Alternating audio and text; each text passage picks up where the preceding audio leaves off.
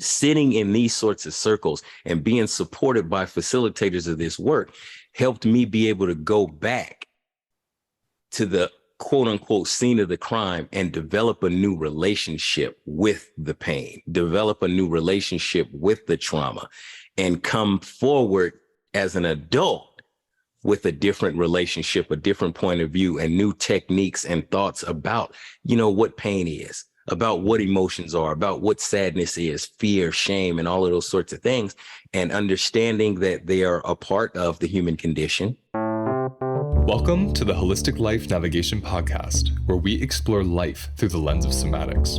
I'm Luis Mujica, a somatic educator who teaches people how to find safety in themselves. Your turn to learn begins now. I am so honored to welcome Eldra Jackson III. I'm also a third to the podcast. Thanks for being here, my friend. No, thank you for being here. Thank you for allowing me to be here, and congratulations on being a third. We're the third seed of our lineage, right? Yes. I'm so excited to meet with you. 2 months ago, I saw the work for the first time, and I don't remember weeping that much ever in a documentary. If I had, it's been a long time, because what I was seeing was this sacredness of masculinity, like reweaving from a place that had been violent or oppressive to a place that was nurturing.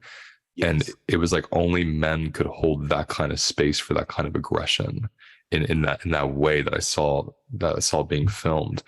And I guess you're a bit of a mystery to me. That's why I wanted to speak to you. I don't know your whole story yet. I was trying to understand by watching it, were you an inmate at the time, or were you going and working with them? Like, can you tell me a little bit about this? Yes, I at the time I was living there. I was serving a life sentence at the time that was filmed. So yes, I was a man on the inside. Oh wow, life sentence. So do you want to go into that? What landed you there? A horrendous series of poor choices and adapted life skills. Mm-hmm. When I was 19 years old, I was convicted of attempted murder, kidnapping for purposes of robbery, and a string of other robberies. And what, just so people listening, because I speak a lot about this, about how trauma becomes, criminal activity, and then we get incarcerated, and then the trauma never metabolizes, it just keeps recycling. What was your life like that led you to that point at 19? Like, what had you experienced? What had I experienced? Okay, so by the time I was convicted of that, because that's kind of like the middle of the road or 3/4 of the way down the road, I had already been incarcerated in juvenile prison a couple of times, and served a total of 4 years in youth prison. My life growing up prior to that, from the outside looking in, it was, the prototypical American household.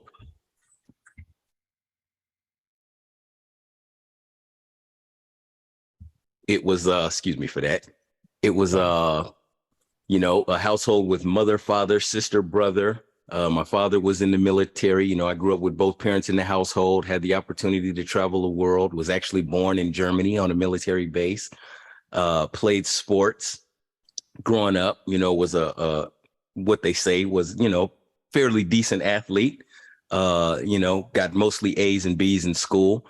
And, underneath the surface, as you say, trauma, where was their trauma, besides generational stuff, at a very young age, during my 7th, 8th, and 9th year on this planet, I was a victim of child molestation at the hand of babysitters.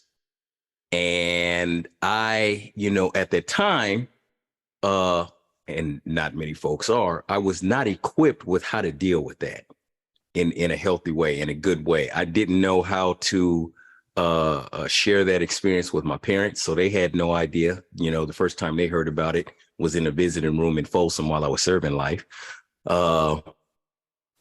And, that child's mind, that little boy, created beliefs, about himself, about others, about the world, about dynamics of power, about violence, about what love, looks like or doesn't look like, just all sorts of things that were created in the mind of a very young child. And I continue to carry those beliefs and thoughts. And oftentimes I was able to play those things out on the sports field. I was able to get my aggression out on the sports field. I was able to hide behind a persona and not allow people to see behind the mask, to see who I really, they saw, pitcher, shortstop, center fielder. That's who I was, in their eyes. That's what I saw, somebody who gets good grades, scholar. And there was a summer where that, was taken away from me, again, based on choices. Me and a friend stole his mom's car and took it for a wild ride one evening and wrecked it when we were 13, 14 years old. And my parents didn't allow me to play baseball that summer. And by that time we were, living the civilian life. I was living in Sacramento, California. This was the early to mid 80s. And, crack cocaine had by that time swept across the nation. Gangs had begun to proliferate all across, California and across the nation. And so I got in the, that summer made choices to get into gang banging, which led to drug selling and gun running and all sorts of other things, in looking for a way to have respect, in looking for another identity to hide behind, another way to not be seen or to have control over what people saw.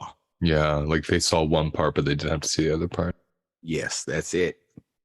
Yeah. What was the other part of you? Like, what would you call that now looking back? That other part, I would call it a scared little confused boy.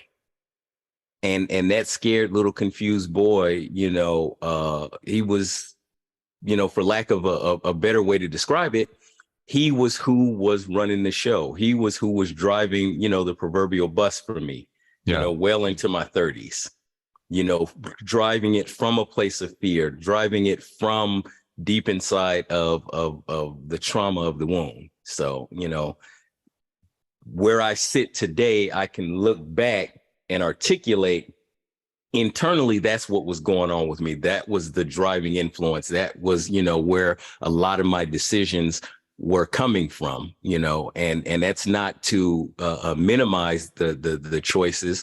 It just, gives some insight into the thinking. That's right. That's right. I like that distinction because sometimes we think clarity and compassion removes accountability or responsibility. I find that it actually brings them closer together because then you understand it and then you can affect change from that understanding. Yes. I'm trying to understand. I'm trying to be in your shoes. So you're 19, you get this conviction. You're told you're spending the rest of your life in prison. Mm-hmm. What was that like to hear that? Well, it was, for me, it was the next step in the life that I had chosen. It was a harsh reality. There was a brief moment of sadness, and just as quick as the sadness came, there was another part that was like, okay, there's no time for sadness, no time to be soft now, motherfucker. This is the life you chose. Stiff up, get ready, and go be the best damn convict you can be. Yeah. And so, like a light switch, either going off or going on just that quick, going from sadness and mourning the end of my life as I knew it and embracing a new existence, which is, life in prison. Yeah. And I'm imagining this whole survival response turns on, like you said, I'm going to be the best convict I can be. It's like, you have to survive the life in prison. Well, yeah. So I'm so curious. And if those of you that heard me say at the beginning, I watched this documentary, The Work, we're going to get into what that all means in a moment. But tell me, you're 19. How many years, like what was the point where something started shifting inside of you before you started doing this therapy work in prison? Like, what was that like? So I was arrested in 90, convicted and sent to prison in 91. And I started doing the work that you see in the documentary in 2004. So I was 13, 14 years into my sentence. I mean, for the first dozen years, I was doing the same thing in prison that I was doing out in the community that got me sent to prison. I was still involved in gangs. I was still involved in the drug trade. I was still, carrying and trafficking weapons, assaulting people. I was still, doing all of the same things that, were a part of the lifestyle that I adopted in, a furtherance of becoming the best convict that I could be, because, you use the word survive, and I may have used that, but for me, it wasn't about survival. It was about, how do I thrive in this environment? I can have an extremist personality. So it was never about survival, because, at that time, my thinking, people who are just surviving are potential victims. Right. Not just in life, but especially in that, hyper violent, hyper pseudo masculine environment. If you're just a survivor, you are a target. So, my intention was to thrive and be, a predator, be somebody that was, when you look across the yard and you look at me, it's like, okay, I'm going to look for an easier win. That's going to be a difficult one. So I'm going to look elsewhere. And again, that for me, that was fear-based, not wanting confrontation, not wanting to have to, deal with situations like that. So it was a good 12 years of that same activity. And what I can, recall as the beginning of a turning point for me, because there was no all of a sudden aha moment where I switched, my life around or something. I was sitting in the hole. I was sitting in solitary confinement, and I was on complete isolation status. They call it standalone, walk alone. So I lived in a cell by myself. I went out to the little dog run by myself. Everywhere I went, I was in shackles and waist chains and handcuffs. And at that time, there were two convicts who were still in the prison system. One by the name of Charles Manson, one by the name of Sirhan Sirhan. And in my mind, those individuals were like monsters. They were criminal demons. They were infamous.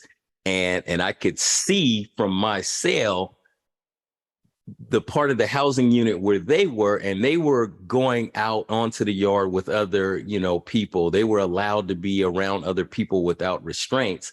And here I was, in my mind, a real nobody in, the annals of California convict lore.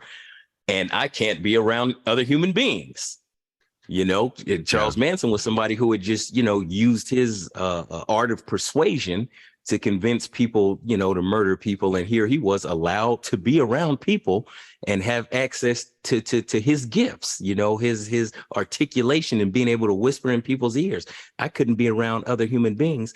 And so it started to settle into me that something here is not right. Mm-hmm. Something about this picture just doesn't fit.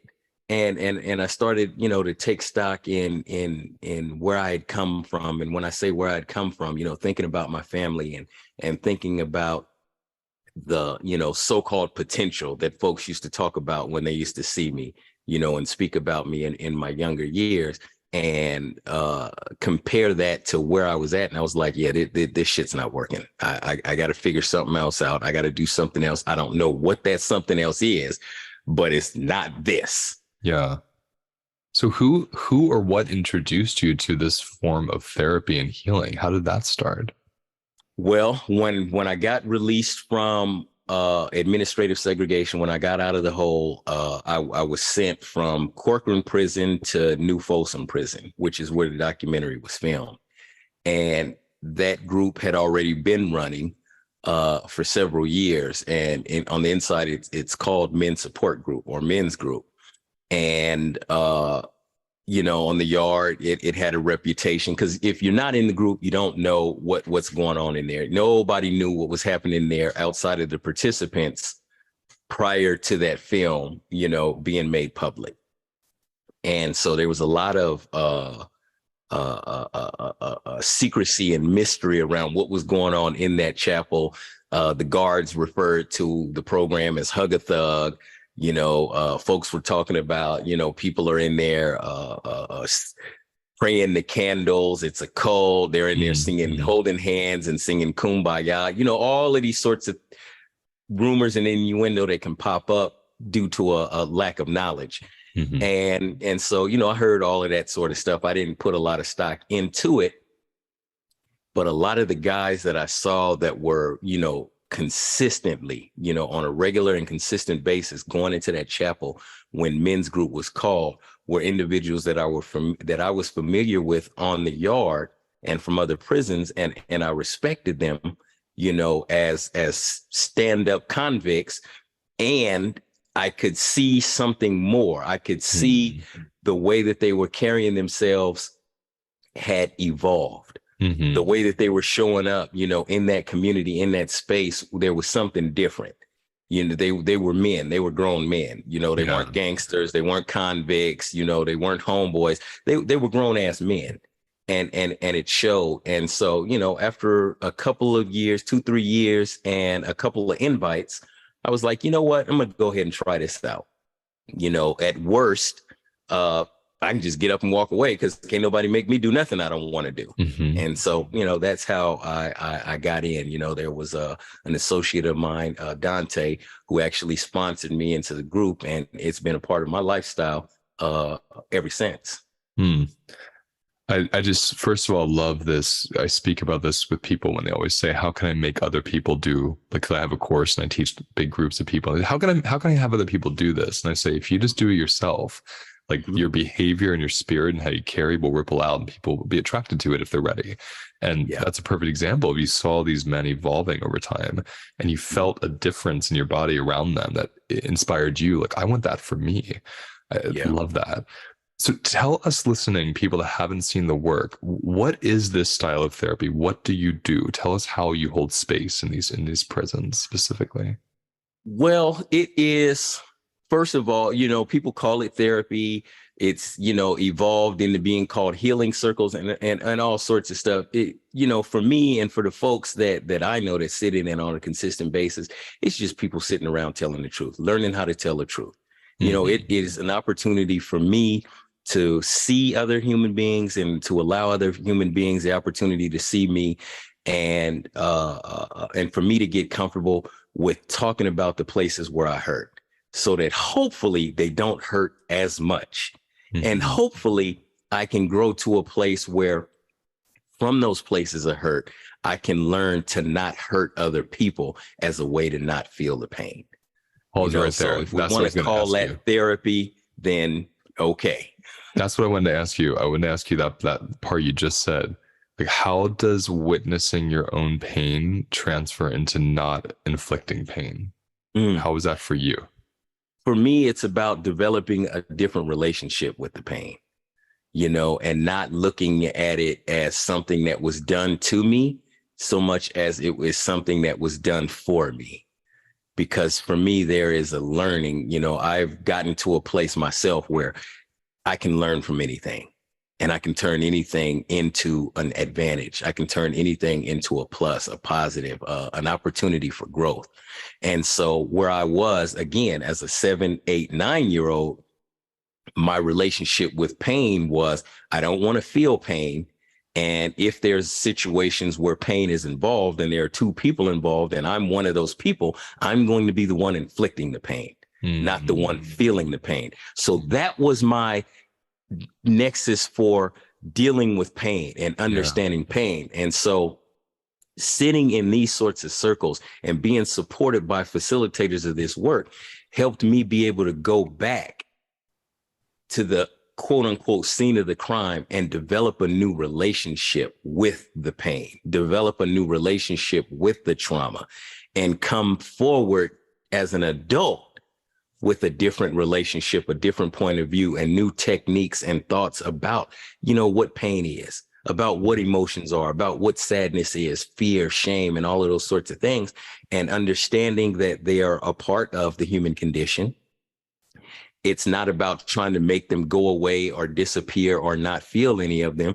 For me, it's really about being with them and not allowing them to control how I show up. It's okay to feel. And I have a responsibility to be with my emotions and not allow my emotions to be my driving force, not allow my emotions to, spew out into the world and be something that brings harm to, myself or other people.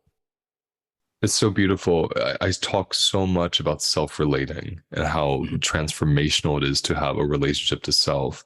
And what you just said is why, it's we are when we allow the emotion, you don't bypass it, you don't have shame, you don't pretend it's not there, you allow it, but you don't allow it to take over, you relate to it. It's really like it's like being a parent. You're parenting these Mhm. parts of yourself where it's Mhm. allowed to feel the way it feels, and you're not going to let it run your life because you're relating to it.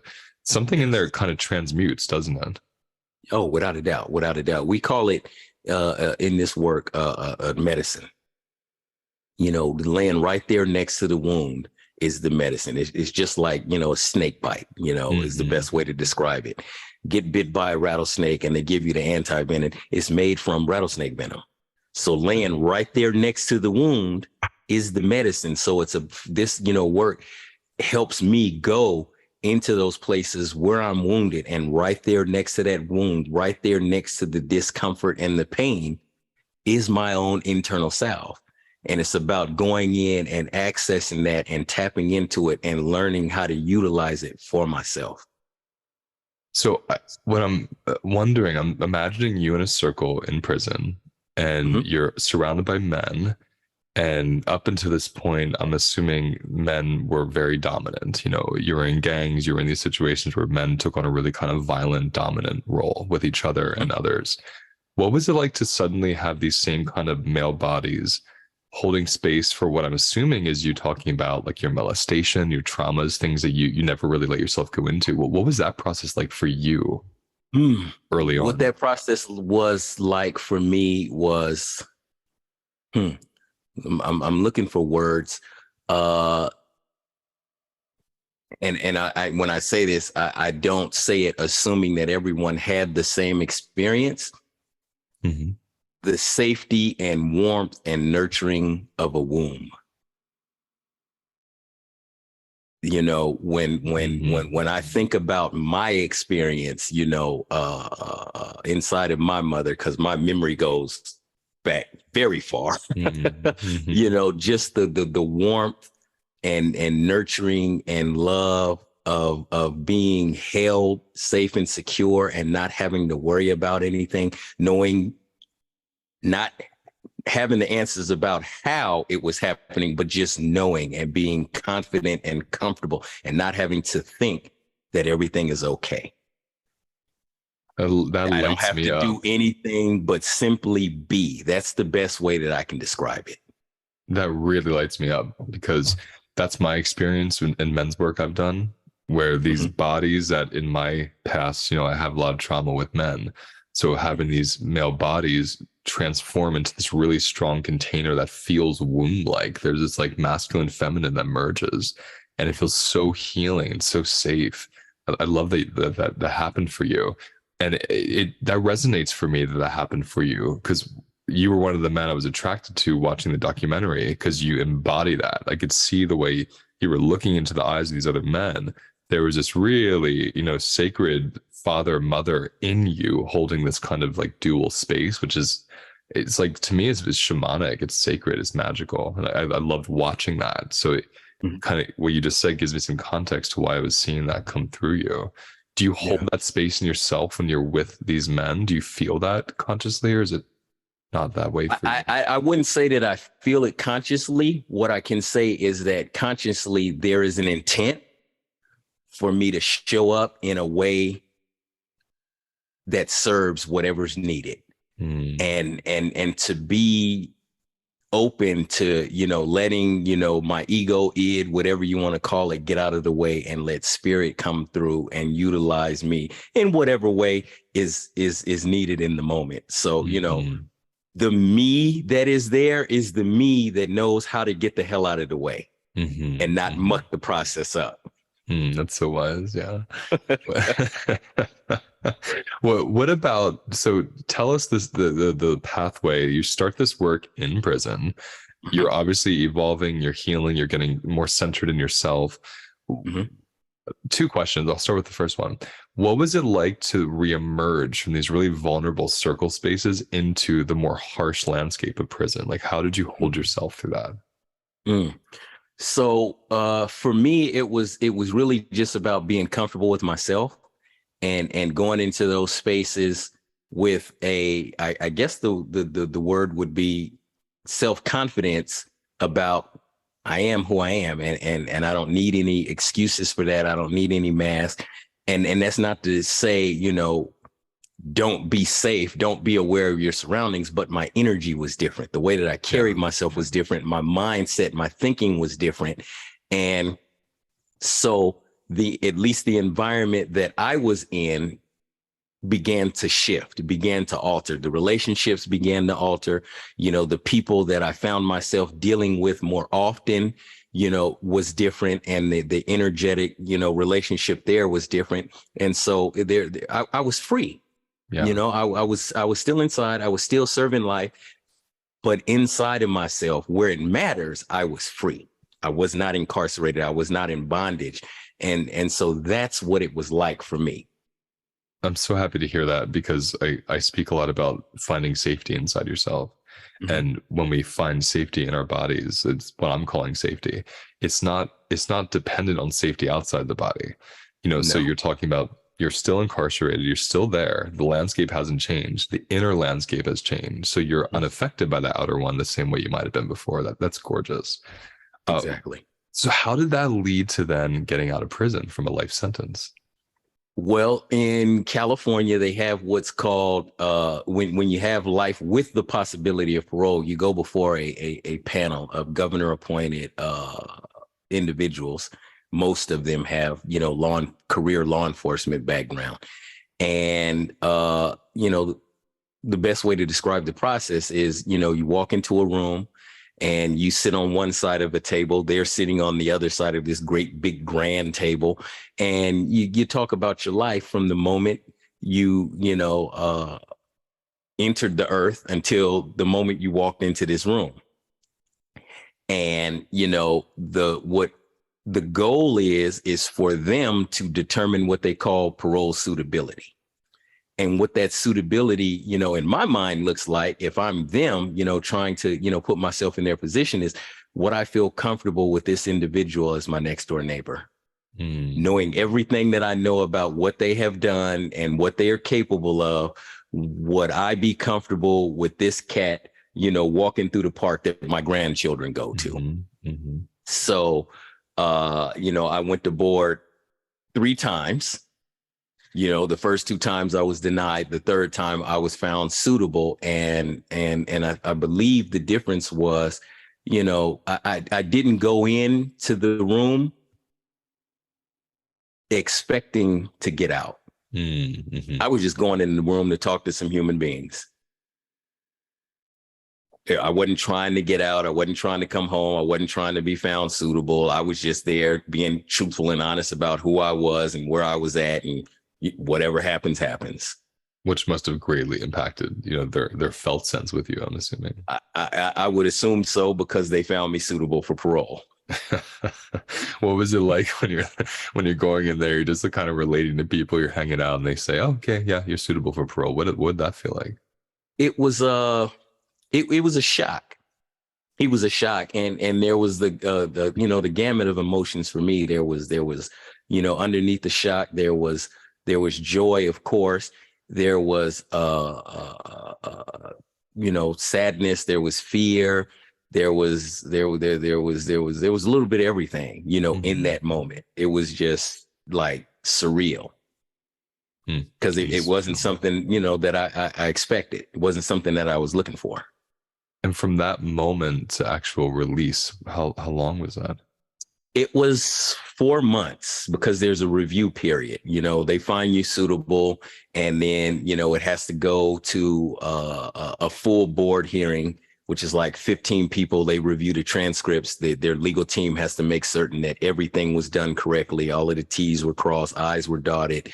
The governor's team has to review and determine whether or not they're gonna stand pat on it, or whether they're gonna reverse it. So, there could be anywhere from 4 to 5 months, depending on the nature of the crime, before you are actually released. So, that is a long 120 days. Yeah, I bet. I bet. And what was from the moment of conviction to the moment of release? How many years did you serve? 24 years. Wow.